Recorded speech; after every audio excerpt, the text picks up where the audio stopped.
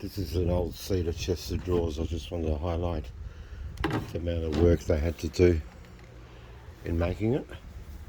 For starters, the top is just one piece of wood, and someone would have had to have made that on a machine, plus dried as well.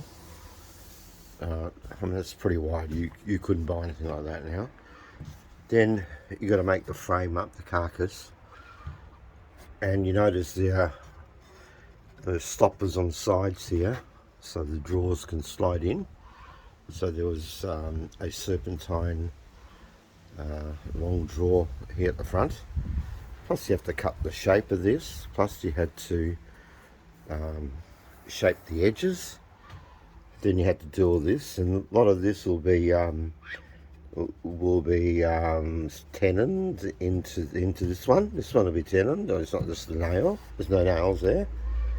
Then you've got to put all these runners and stoppers. Then they had dust compartments to stop the dust getting through to the next drawer. There was one here, and you can see they even had to cut a groove in here to put it in. And here's part of it. The rest was missing, so I threw it away. And they even had to shape the edge so it fits into that groove. They used whatever timbers they could. Here, for example, just a rough bit of wood was lying around on the floor just to glue this to that. The sides are also one piece of wood. Okay, this one's got a bit of a split in it from age. This is circa 1880. Then you got these bits here and the columns hand carved. Then the bottom bit is not even turned because it's only turned at the front, so it would have been shaped with a planer. And then you got the rest of it. I mean, it's actually quite amazing when you look at it, the amount of work. And then you got pine boards at the back, and there's all sorts of stoppers. You can see a stopper right at the bottom there to stop the drawer going in too far. Some of them used to put stoppers here, so the lip of the front drawer used to stop. So, but these ones seem to be at the back, so there might not be that overlap to have it here. Look at the funny little bit of timber they used there. And let's go inside and look at the rest of the chest of drawers. Here's the serpentine long drawer. I had to glue it because it was coming apart.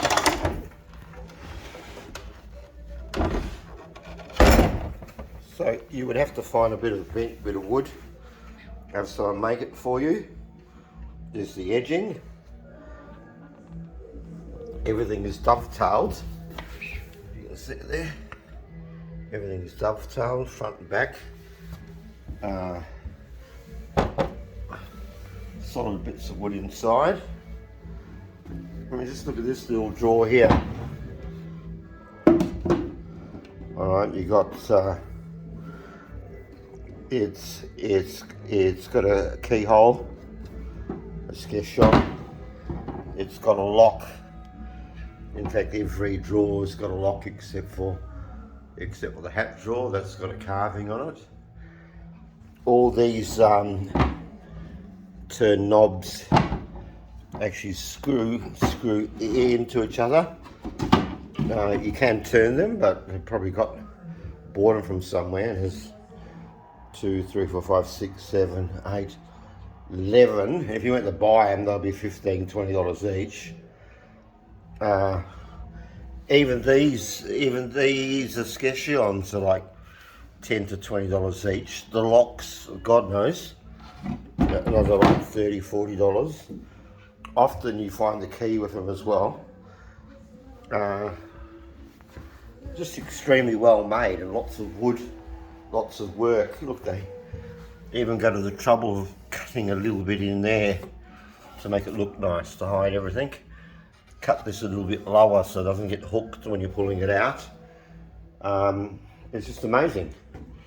And these things are just selling for I know peanuts at the moment, which is crazy because when they were built, I would guess it would have been a week's salary to buy one, or you made your own. Maybe you could buy plans.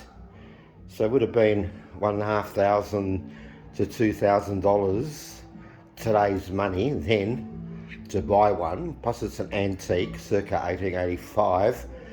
So it's 140 years old. So it must increase in value. They should be worth a cedar one. Plus you can't get cedar anymore, not they cut down any more trees. It's a cedar one, so you're looking at $4,000 to $5,000. You know, that's what it should be worth. But they're not selling for $4,000 to $5,000. They'll be lucky they're selling for $500.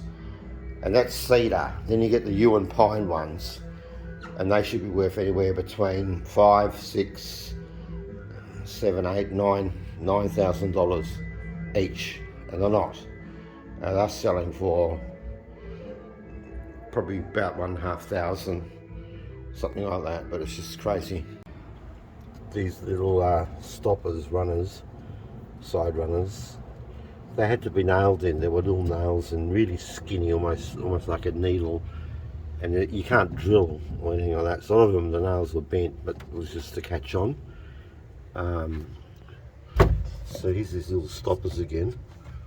This one here looks to be loose, no? Why is that one further in? Not sure. And then there's screws, like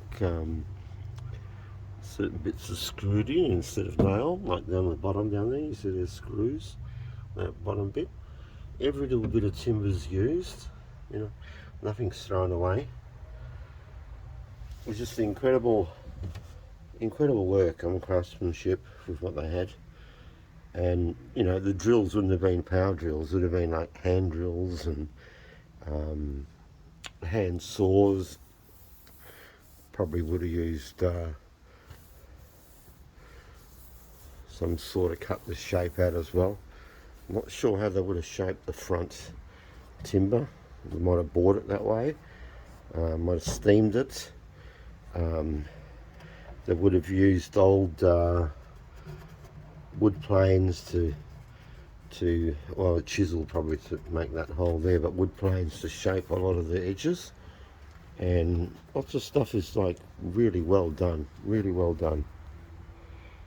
And after they finished it, they had to fill all the open grain with this like plaster type stuff, and then put a shellac finish or French polish on it, which I used to think takes 7 coats, but apparently it's more like 30 coats. And every time you put a coat on, you have to make sure you don't burn the previous coats. So you have to put like a little bit of linseed on the surface so that the next coat of shellac slides quickly. You apply for rag quickly enough that it doesn't stick and peel off the previous layers. So I mean, that in itself's amazing, and that would have taken a week. So actually, maybe my guess that it cost about $1,500 then is probably even a bit low, because there's about 2 weeks work here.